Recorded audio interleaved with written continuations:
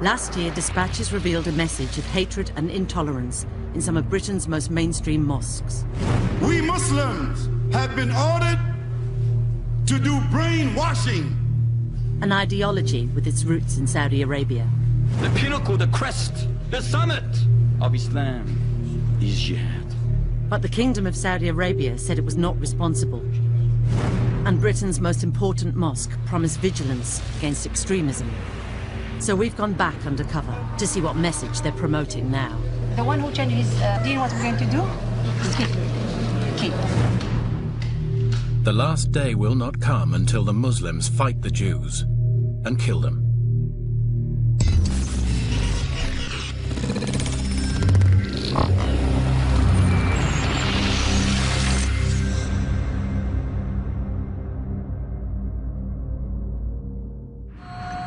Our reporter, a Muslim herself, is going undercover in the most important and influential mosque in the country. London's Central Mosque, an Islamic cultural centre, usually known as Regent's Park Mosque, says it promotes tolerance and interfaith. We featured it in last year's dispatches, and the mosque promised to crack down on anyone promoting extremism on its premises. So she's going back to find out if they've been true to their word. Women aren't allowed in the main hall, so she's directed upstairs to the main women's section on a large balcony overlooking the hall. Hundreds of women and children come here to pray every day. Then the congregation gathers in a large circle. The teacher today is Amira. She says she's teaching from a book by Sheikh Fazan, a senior member of the official Saudi religious establishment. This is very, very good book. She starts with a revision session on what should happen to people who break Islamic laws, including Muslims who convert to another faith. But he's Muslim and he gets out of Islam. He doesn't want any more. What we're going to do? Kill. Yeah, qatl, kill. You have to kill. You understand? We're talking about Islam. Yeah? It's the same for adulterers. For the had the zina, what is the law of this? Stoning. Until he died. And the one who is not married, never dies. Now, with 100 The worshippers, many of whom are children or teenagers, are being taught the Saudi Arabian interpretation of Sharia law from official Saudi books. The teachings include the brutal killings of homosexuals and women who act like men. If someone makes themselves like a man, a woman like a man, you understand this, the punishment is kill. Kill them from the highest place. They're not going to be like animals, living like animals. Or to be like the people of Lut, we have to take the head is to kill them. This causes a brief debate among the young students. One girl says they should also be stoned. With the punishment of, throw them from the highest point and then stone them. Another student says the punishment is approved by the Quran. Then we reduced him to the lowest of the low. So if you throw someone off a mountain, you are reducing him to the lowest of the low because they're falling off from a high place. In fact, punishments like throwing homosexuals from a mountain are nowhere mentioned in the Quran. It's a hardline interpretation taught in Saudi Arabia. Amira condemns terrorism and says these punishments will only be carried out in a future Islamic state under a Muslim leader, not in present-day Britain. حتى ما نقول احنا راح نبدا نقتل في الناس لا هذا لازم يكون امير مسلمين ولما جيش المسلمين يقوى ويكونوا يحاربوا حتى الاسلام كله يعمر. This fundamentalist interpretation of Islam is being taught in Britain's most important and supposedly moderate mosque. Our reporter finds out where Amira has been trained. She says she's just finished 3 years of study at Medina Mosque in Saudi Arabia. It's the second most holy mosque in Islam, and its imams teach Muslims an interpretation of the faith known to some as Wahhabism. Amira teaches what she says is an important principle in Islam. A Muslim must hate as well as love. It's not enough that you worship Allah, we have to also, in our heart, hate what Allah subhanahu wa ta'ala displeased to Allah, Allah quote Allah subhanahu wa ta'ala. Now, this is what She says this principle relates to living with non-Muslims. hate what displeased to Allah, especially when living with this country that's non-Muslim. And asks a worshipper to read out a verse from the Quran, Stand up in his place. Stand up. which she says is about relations between Muslims and non-Muslims. Verily, we are free from you, and whatever you worship besides Allah, we have rejected you, and there has appeared between us and you hostility and hatred forever until you believe in Allah alone. Amira says it means Muslims must separate from non-Muslims. You understand, sister? Islam is the tabarruk min al-shirk wa ahli, the people who do the shirk. Any questions? After the lesson, our reporter approaches Amira to ask her to clarify her teaching. You know, when we talked about the love and enmity for Allah, how do we apply that? How as a Muslim do I apply that? Yeah. Muslims should show good manners to non-Muslims and can try to convert them to Islam, but cannot befriend them. She uses the Arabic term kafir, meaning disbeliever or infidel. To be good friend, give them all about our secret, understand? You have to be friend with them, but it's not allowed. Because the wala is only to Muslim, not to the kafir.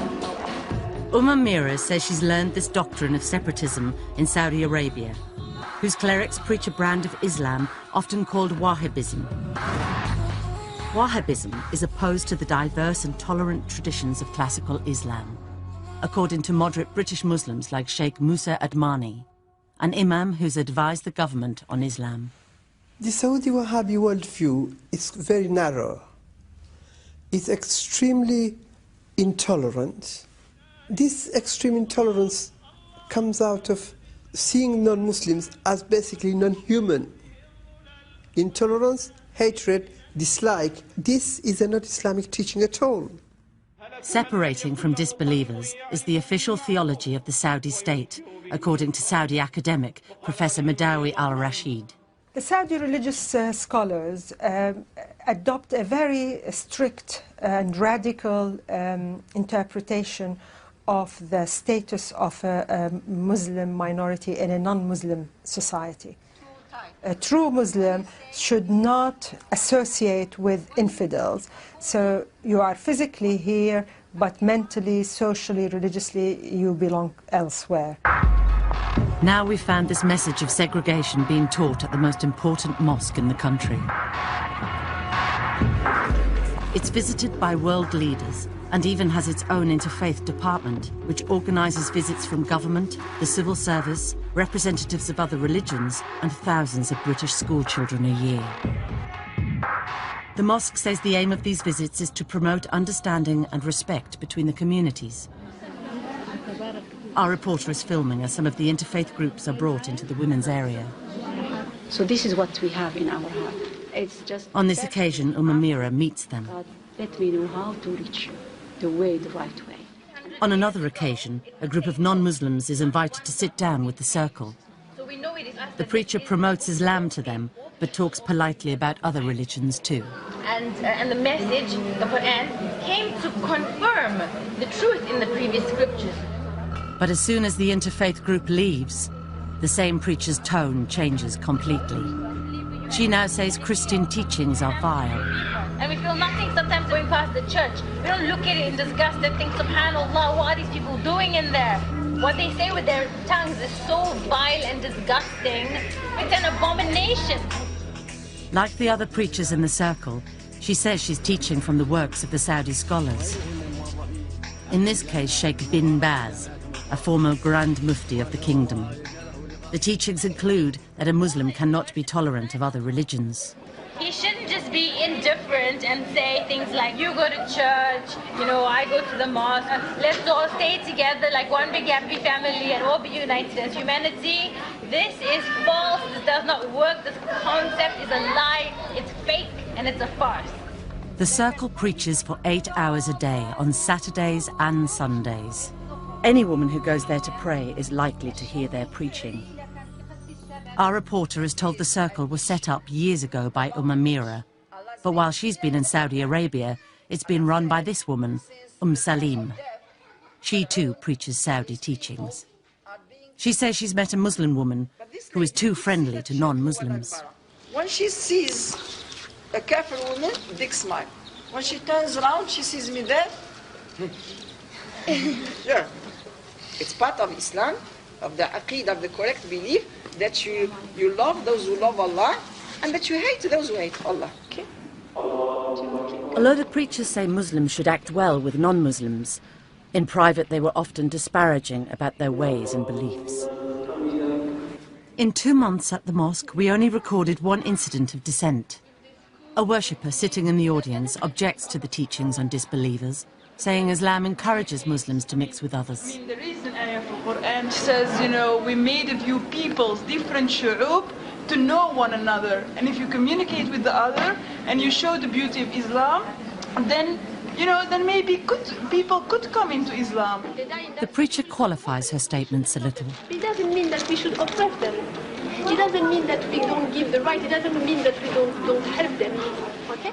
But then returns to the main theme. But it doesn't mean as well that we should befriend them. Regent's Park Mosque was set up 60 years ago to represent British Muslims to the government. It says its role is to help Muslims integrate into British society. The Women's Circle does preach against terrorism and doesn't incite Muslims to break British laws. But far from preaching integration, Salim says Muslims cannot take British citizenship. Their loyalty is to Allah. There are some conditions that can take you into the kufr, to take the British citizenship. Whether you like it or not, for these people you are selling your religion for. It's a very serious thing. It is not allowed to give allegiance to other than Allah. And another preacher says Muslims shouldn't live in Britain at all. It's not befitting for a Muslim that he should reside in the land of evil, the land of the kuffar, the land of the disbelievers. A Muslim should emigrate to a Muslim country. On Fridays, the women can hear the mosque sermons from the main hall. These sermons are given to 1,000 or so worshippers by the mosque's official imams, who by historical agreement have been supplied by the Egyptian government and are trained in Egypt. These sermons, our reporter heard, were very different from the Women's Circle's teaching, stressing a tolerant and diverse Islam. But our reporter has found that upstairs, British women are being constantly exposed to hardline Saudi teachings. There are other links between Britain's Central Mosque and Saudi Arabia. It's been heavily funded by the kingdom, and the mosque's Director General is from Saudi Arabia. Dr. Ahmed Al-Dubayan is the public face of the mosque and in overall control. I would like really to express our prayers, our condolences also. After the 7th July bombings, he held a press conference there to condemn terrorism. And it is not accepted by the Muslim community. It's not accepted also by all means by the Islam itself as a faith and as a religion. Dr. Al-Dubayan is not an imam, he's a Saudi diplomat. He's Islamic Affairs Attaché to the Saudi Embassy in London and has full diplomatic immunity. Dr. Al-Dubayan told us that some of the preachers, including Amira, were unknown to him. He said Salim had requested permission to be an authorized teacher at the mosque, but had been refused, as she did not supply references and written information about her teachings and views. He and the mosque had not known of her teachings and views, which did not reflect those of Regent's Park Mosque. He said, "The ICC is committed to interfaith and cross-cultural understanding. It does not support or condone extreme views, racial hatred, violence or intolerance." Salim told us, "We are not blind followers of any government or any clerics. We do criticize other religions just as other religions criticize Islam. However, this does not mean that we show intolerance, aggression or violence to people of different faiths. And we have often emphasized that the Muslim's attitude towards his or her non-Muslim counterpart is one of fairness, compassion and tolerance. We encourage integration into society." She said the comments that Muslims could not take British citizenship were erroneous and apologized for them. She said, "Whilst it is recommended for a Muslim to migrate to a Muslim country, it is not obligatory." In last year's dispatches, we found the mosque's official bookshop was selling a number of speeches by preachers promoting hatred and intolerance. Ya Latif. The worst word that can ever be written. Dr. Al-Dubayan told us the bookshop was independently run by a company called Dar al Salam International Publications, a British company with links to Saudi Arabia. But he said he was seriously concerned and said that the DVDs had been removed immediately, pending an investigation. And he called on all British Muslim organisations to be vigilant about the message being spread on their premises, either during talks or on recorded DVDs. So our reporter went back to the bookshop and went to the same shelves to see if he had been as good as his word. But despite his promises, she found they're still selling the speeches of exactly the same preachers we identified last year. They're still selling DVDs of Murtaza Khan, a British school teacher and preacher. In this one, he attacks the Western idea that women can be independent from men. The mental capacity of this society teaches you, I'm a woman in my own right. I can get my own job. I can get my own funding. I can get my own welfare. I can get my own flat. I can get my own home. I can get my own state benefit. I don't need you in my life. What is that? Deception of the devil. And says men should control them. A man is stronger than women, but men today don't know how to take care of their families. That's why their women walk loose. Their women speak loose. And that's their evil society, that Muslim society has become like that today. And they're still selling DVDs of Sheikh Faiz, who was trained to preach in a Saudi religious university, condemning disbelievers. The kafar are kafar. Who cares what they do? They do the most evil, filthy things. The disbelievers, the evil, wicked, mischievous people. Black, you can see the evil in that face. Do not mix with people who do not prostrate to the oneness of Allah Ta'ala, who do not prostrate to the Almighty Lord. Keep far away from people like that. Last year we found DVDs of him calling Jews pigs who would be killed at the end of the world. In this new one from the bookshop, he is still condemning Jewish beliefs and Jews themselves. The leader of pride or arrogance are no other than the Jews. Wallahi, they got the most extreme racial pride in them. An abominated, filthy, disgusting, gross belief. Their time will come, like every other evil person's time will come. And they're selling more speeches by Sheikh Khalid Yassin, who learned Arabic in Saudi Arabia. In some of the DVDs we found, he says Muslims could have a constructive relationship with non-Muslims. But in this DVD, he praises the Sharia law practiced in Saudi Arabia, saying he's witnessed public beheadings there.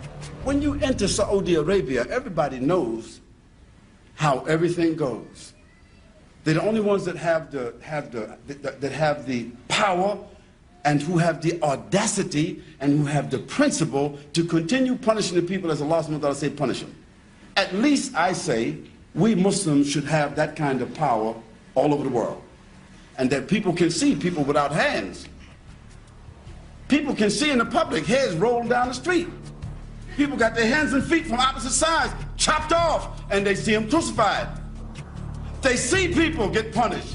They see people get put up against a pole and see them get lashed in the public. They see it. And because they see that, that acts as a deterrent for them because they think about that. They say, oh, I don't want that to happen to me. Sheikh Yassin told us his comments should be considered in context. He said he did not support or promote Saudi Arabian government policy or religious rhetoric, and said capital punishments are carried out by many states and governments. He said, that lecture was aimed at reforming the Muslim people, the Muslim society and the Muslim world, to be adjudicated by the sovereign Islamic State, when one exists. Dar es Salaam International Publications told us the bookshop sells a wide range of material which they do not necessarily agree with. They said, we try to represent a variety of opinions through the products we sell, in order to spread peace, respect, tolerance and understanding. We were unable to contact Murtaza Khan. However, last year he told dispatchers, My discourses have never been delivered with the intent to malign any individual group or race. They are delivered to inspire Muslims to better themselves and then to play a positive role for their own and wider community in Britain. Dr. Al-Dubayan reiterated that the bookshop was run by an independent company. He said, "Despite having no control over the bookshop, we met with those running the bookshop after your programme was broadcast. We made it clear that it was not acceptable for the bookshop to stock materials containing extremist views, as we consider these materials to be offensive and contrary to the aims of the ICC. We were assured all offending material had been removed and systems put in place to prevent this reoccurring." Dr. Ghayasuddin Siddiqui founded the Muslim Parliament in Britain and is director of the Muslim Institute, Britain's oldest Islamic think tank. He says the mosque's bookshop has previously been caught selling radical books as well as DVDs. Whenever such books are found, I mean, the only explanation from the administration has been that it's not part of us. But, you have no compulsion to having that bookshop, close it down. But this story goes on and on. They continue to sell books which are promoting basically Saudi Wahhabi ideology. As long as the Islamic Culture Center in Regent's Park remains in the hands of Saudis, there will never be a unity among Muslims in Britain. Next, we investigate claims that the Saudi Arabian state is involved in spreading a message of intolerance and segregation.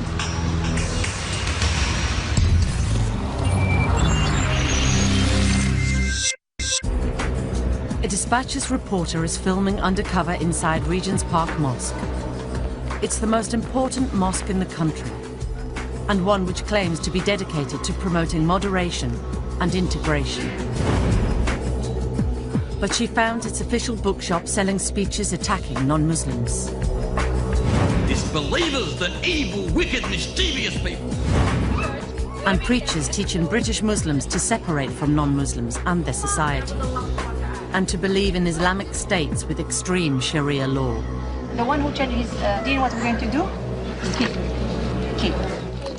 Now our reporter was to witness Saudi religious rulings being given to women in Britain. After a month with the Women's Circle, she finds they're using the mosque to select some of the worshippers and invite them to private sessions. She's asked along. On Friday, would you be able to come? Yes, inshallah. Let me write for you my address, inshallah. She heads for the meeting. It's taking place in a private house in North London. In the mosque, the circle gives general religious instructions to a few hundred women. But here, they're told by a senior member of the circle that they can get individual religious rulings from the Regent's Park Mosque preacher, Salim, which will directly affect their own lives. So Salim, who is our teacher at the masjid, she basically is coming to give a halakha about, various topics, anything you want to ask, anything you want to know. Salim answers their questions with strict rulings on women's personal freedom. She says they can't travel far without a mahram, a male member of the family to escort them. Whoever believes in Allah should not travel without a mahram. This alarms one woman in the audience. Sister, me and my husband, we can't go together. So what do I do if I want to go? Yeah. She's told she can't travel by herself. So what do I do? You go with your husband. The British government says empowering Muslim women is a key part of its strategy against extremism. This year, Gordon Brown launched an advisory group of Muslim women to encourage integration into British society and greater participation in the workplace. The important thing for our country going forward is that every single citizen feels that they have a part to play. The aim is to help tackle radicalism, according to Saudi academic Dr. May Yamani. The current British government's policy is about empowering women to be part of the community where they live and participate and get jobs. This policy is certainly very important to keep real moderation in the community. Regent's Park Mosque says it aims to help Muslims integrate into society. But in the private sessions, Salim criticises Muslim women who do so. Sacrifice are going to see Muslim in every sphere of the everyday life in this country. I see Muslims, it breaks my heart when I see them working in banks, short sleeves, sometimes this tight, scarf like this, makeup, you know, being with the kufa all the time, even speaking with the language. She learns that this woman has a job in the health service. No, is the job okay? The job that you are doing, does it involve anything haram or yes, no. No, I work in pathology, hematology, just blood tests. Just blood tests? Yes. And they don't allow you to wear jilbab? Salim finds out that the woman can't wear a jilbab, a full Saudi-style Islamic covering, while at work. And she's working alongside men, which is forbidden by Saudi scholars. You work only with females?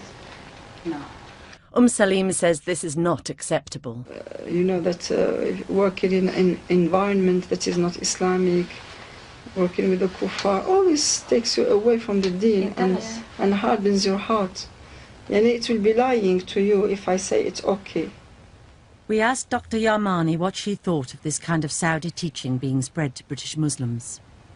My reaction to this, restricting women a job in a hospital, performing their job and working with patients at a hospital because of type of gown they're wearing, or restricting the movement of a woman in the street, in London, or anywhere in Britain, my reaction is, this is not Islamic. They're not even justified by the basic Islamic texts. Salim denied to us the meetings were clandestine. She said the rulings that women could not travel alone and could not work if it conflicted with religious requirements were totally justified by Islamic texts. She said, "You may regard these juristic and textual rulings as extreme restrictions, but we see them as our way of life and a liberation of the soul."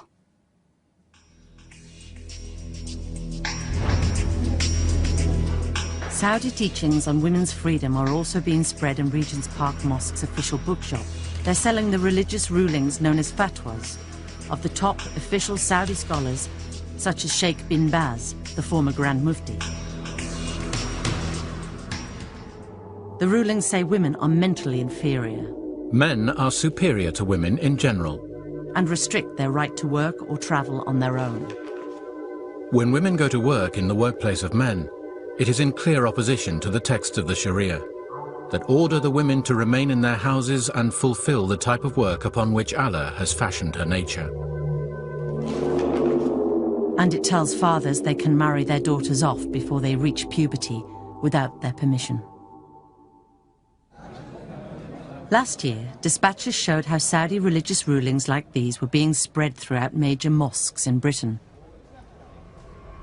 The Saudi Arabian government told us it was not involved in spreading a fundamentalist message and said, "There is no such thing as a Saudi Arabian religious establishment." So we asked the experts. There are people in Saudi Arabia, especially at the level of government, who deny that there is such a thing as a Saudi religious establishment. But this is an absolute myth. There is a religious establishment. It's a bureaucracy that is in control of a lot of institutions in Saudi Arabia. The Wahhabi religious establishment are constantly indulged as the co-rulers of the Saudi government. They control some of the most important levers of power.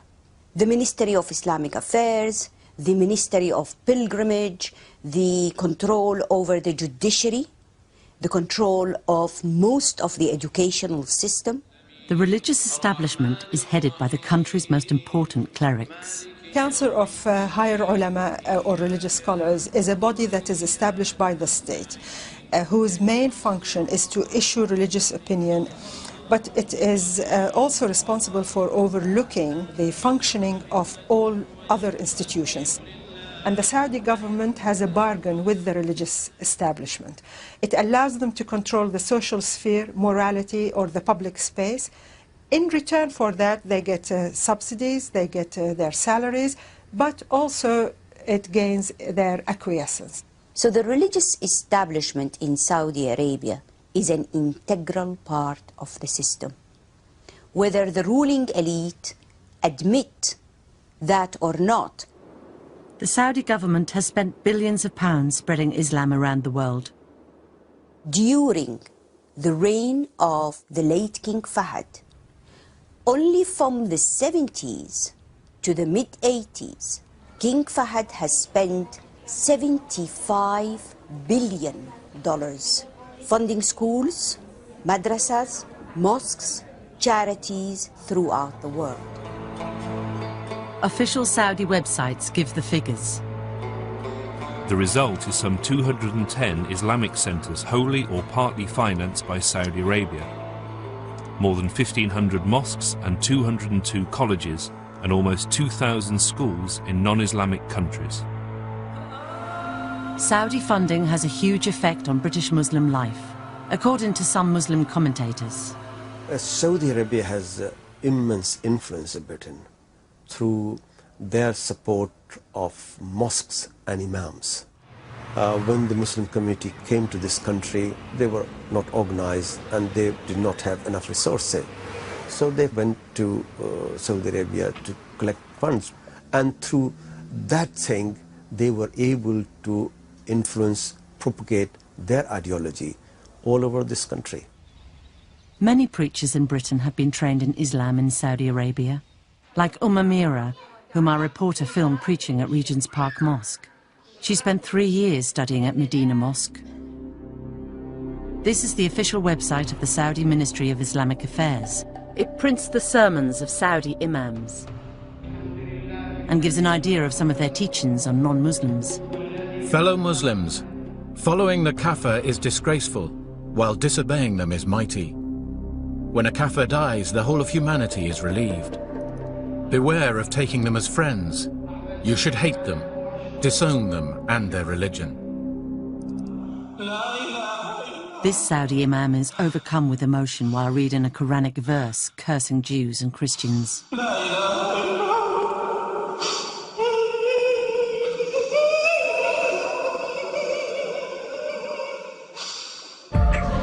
Saudi books with the same message of segregation continue to be widely available in Britain, such as these official fatwas sold in Regent's Park Mosque bookshop. The enemies of Allah are the disbelievers. It is necessary to avoid mixing with non-Muslims, to like them, to love them, to support them, or live amongst them. We found Saudi Arabian religious teachings being spread at Britain's Central Mosque, which is run by a Saudi diplomat. This is another Islamic institution in Britain, funded by Saudi Arabia. The King Fahd Academy in West London is an independent day school for 500 Muslim children, run under the support and supervision of the Saudi Embassy. Dr. Al Dubayan, the head of Regent's Park Mosque, sits on the board of trustees. In 1998, the school started teaching some of the pupils the same official education curriculum that's taught to children in Saudi Arabia. Colin Cook is a Muslim convert and worked at the school as an English teacher. 18 months ago, he was dismissed after raising concerns that some of the children were cheating in exams. But this year, he won £70,000 for wrongful dismissal at an industrial tribunal. After he left, a contact still there passed him official Saudi textbooks from the school. The books carry the stamp of the Saudi Ministry of Education. The books teach that other religions are worthless. One quotes a Quranic verse. Those whom God has cursed, he turned into monkeys and pigs.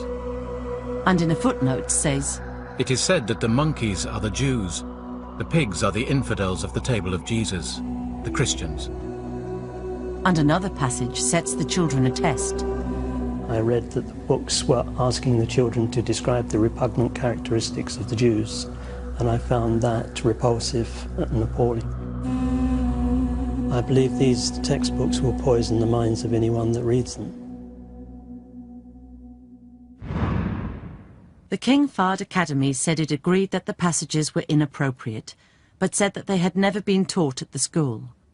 The books had now been disposed of, and the Saudi curriculum had been phased out altogether. It said the passages on Jews and Christians related to an Old Testament event. It does not imply or infer that this is a general comment on these faith groups today. It said Ofsted had found that its pupils showed good empathy and tolerance of others' views. Every year, the Saudi ambassador to Britain, Prince Mohammed bin Nawaf, holds a conference with the British Foreign Secretary. He says the aim of the dialogue is to promote tolerance and mutual respect. That the theme of this session is focusing on how each community perceives the other and how to promote positive views and mutual respect. Our young people need to discover in learning about one another. But the British government's policy on tackling radicalism and the message being spread by Saudi theology are incompatible, according to security expert Professor Anthony Cleese. What the British government wants is for British Muslims to feel part of an inclusive British society. Now, what the Saudi version of Islam is saying is that Islam is not just a religious identity, it is also a political identity. And that they should resist, that it is right to resist being assimilated into mainstream British society. If you believe in Wahhabism or if you are a supporter of Wahhabism, then basically there is no integration, meeting of two sides. There is no respect for the other side. As a consequence, we have seen Muslims becoming isolated and marginalized. By the government's own thinking, separateness makes it easier for British Muslims not to regard Britain as their homeland, but as the enemy. Next, our reporter goes undercover in a third major UK Islamic institution to get first-hand evidence of the kind of Saudi material being spread in UK mosques.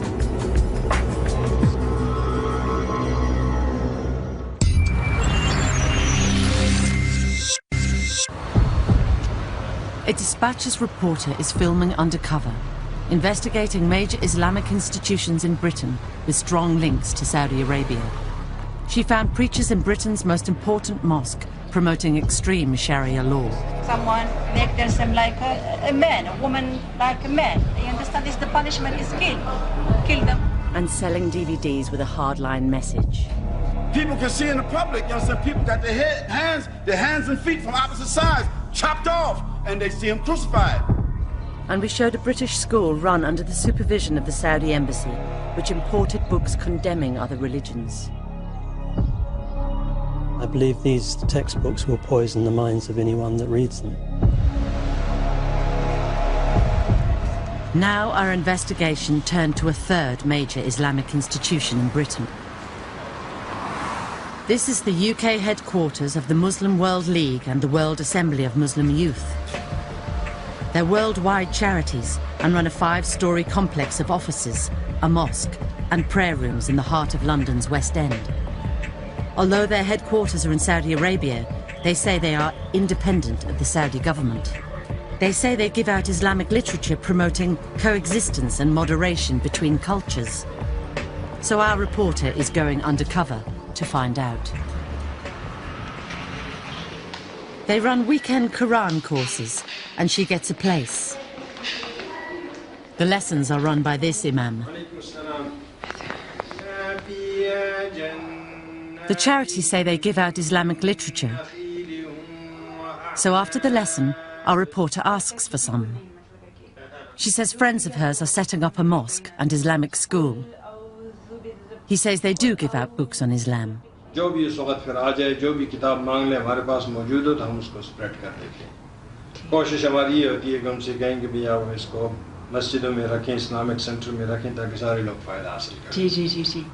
He says they mostly give out English translations of the Quran.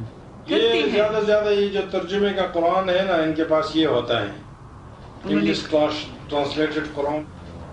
She asks where the books are coming from. ये क्या Saudi से सब आती हैं? जी He says they come from the headquarters of the two charities in Saudi Arabia and a third source. Ministry of Islamic Affairs. The main sources in three sources.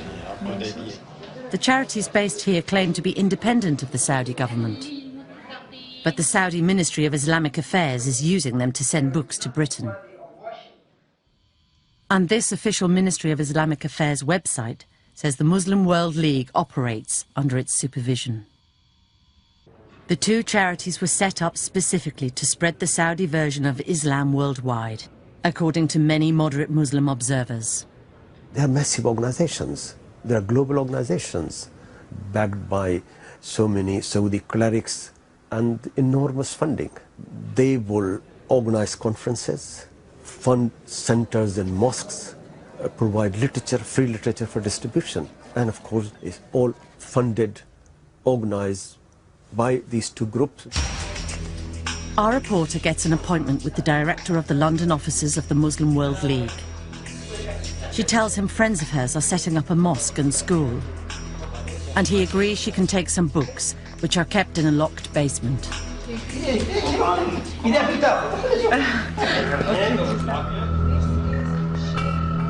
With another undercover reporter who is posing as a friend, she goes along to pick them up. The imam unlocks the basement. The room is full of books. Our reporters are given a number of books. Nearly all of them are from Saudi Arabia. Some condemn terrorism, others are straightforward guides to Islam and don't promote extremism. But others preach the same teachings our reporter had found being spread at Regent's Park Mosque, including works by the former Grand Mufti Sheikh bin Baz, advocating violent Sharia law punishments, such as death for Muslims who believe homosexuality is permissible. It is permitted to shed his blood and take his belongings. The books say love, support, loyalty and friendship with disbelievers is forbidden. Muslims must do jihad until all countries are ruled by Islam. If some of the people of the non-Islamic countries stand against Islam, they must be fought. And they must act upon the reported words of the Prophet. The last day will not come until the Muslims fight the Jews and kill them. Our reporter was given a sample copy of the translated Qurans they distribute in Britain. It's brand new, published in the last 2 years, and is produced under the supervision of the Saudi Ministry of Islamic Affairs. It bears King Abdullah's own seal of approval. We showed the new translation to Sheikh Musa Admani, who studied Islam at India's top religious universities. Whoever believes in Allah in the last day. A number of verses in the Quran preach peace and tolerance between Muslims, Jews and Christians. But the Saudi Quran contains footnotes saying these verses are no longer true, a narrow interpretation not followed by moderate Muslims. These scholars from Saudi Arabia are saying that it has been abrogated, it's been cancelled, it does no longer apply, because it doesn't fit in well with the ideology of segregation. Another footnote explicitly preaches segregation. This indicates that a Muslim should not stay in a non-Muslim country. Now, it's interesting. He's translating the Quran. Okay. The verse does not say anything about living Muslim, non-Muslim land. Here, they're trying to use the credibility of the Quran to push their own idea in selected areas. The underlying motive here is to find a way of continuously implanting this permanent wedge between the wider British society and the younger Muslim living in Britain. He says King Abdullah's new translation has removed some objectionable material from previous Saudi versions. Made a bit of improvement, but it's not good enough. The Muslim World League told us some of the books we quoted from had been donated to them 10 years ago, assessed, considered not suitable for distribution and left in the basement. With regards to the translation of the Quran, it said, "No translation is perfect, and not every interpretation is agreed. You have managed to find a few footnotes which you dislike, and which most readers probably do not even bother to read." It said any allegation that it is promoting a theology of intolerance, separatism and extremism was offensive and entirely untrue. The Royal Embassy of Saudi Arabia told us that the King Fahd Academy, the Muslim World League and the Islamic Cultural Centre and Central Mosque were not part of the Saudi Arabian government or its instruments. It said, "The Saudi Arabian government does not advocate or support the bigoted beliefs of extremists, and there is no such organisation as the Saudi Arabian religious establishment." It said Saudi Arabia promotes tolerance and mutual understanding and is at the forefront of international campaigns to stamp out and rehabilitate extremists. The British government says Saudi Arabia is its partner in tackling extremism, but critics say it's turned a blind eye to the importation of Wahhabism for years. Dennis McShane was a Foreign Office Minister from 2002 to 2005 and became worried at the government's attitude to radical Saudi teaching. The British establishment, in my judgment, in the sense of Whitehall, senior ministers, refused to look at the penetration of Wahhabism into schools, into mosques. The ideology of what Wahhabism promotes is deeply inimical and dangerous to British values, but at the other level, this was a huge source of revenue for British companies, British state, British people, and that stopped, I think, any robust criticism of the Saudis. We were not firm enough in saying you should not export Wahhabism. He says the 7th of July bombings have been a wake-up call to ministers, but the government still doesn't take a strong enough line with Saudi Arabia. Clearly, Britain is a big trading state with an important defence industry, needs a relationship with Saudi Arabia, but we have to say quite clearly you can't export anti-Jewish, anti-democratic, anti-Western, anti-rule of law, homophobic, anti-women ideology dressed up as a religion. That is not acceptable. The British government told us, "We have put in place robust legislation to combat incitement to religious hatred, violence and terrorism. All individuals and organisations based in the UK are subject to this legislation, regardless of the provenance of their funding or connections to third countries, Saudi or otherwise." The petrodollar money coming from Saudi Arabia has basically distorted the growth and development of Muslim community in Britain. That's what I accuse them of. It's a distortion of Islam itself. The abuse and misuse of this great faith of mine, and not only mine, but of my children as well. To think, as I believe our government thinks, that it makes ideological sense to play patsy with the Saudis is folly of the first order of magnitude. We will be paying for it a vast amount in the years to come. It's come to pass that we find the Nasara, the Yahud, America, the UK, France, Germany, they have come against the religion of Al-Islam. Why give up your deen and your long legacy of Al-Islam to please someone who is enemy to me? Abu Usama is an American convert. Hey, my man, where you from? And a very popular speaker at Green Lane. He preaches against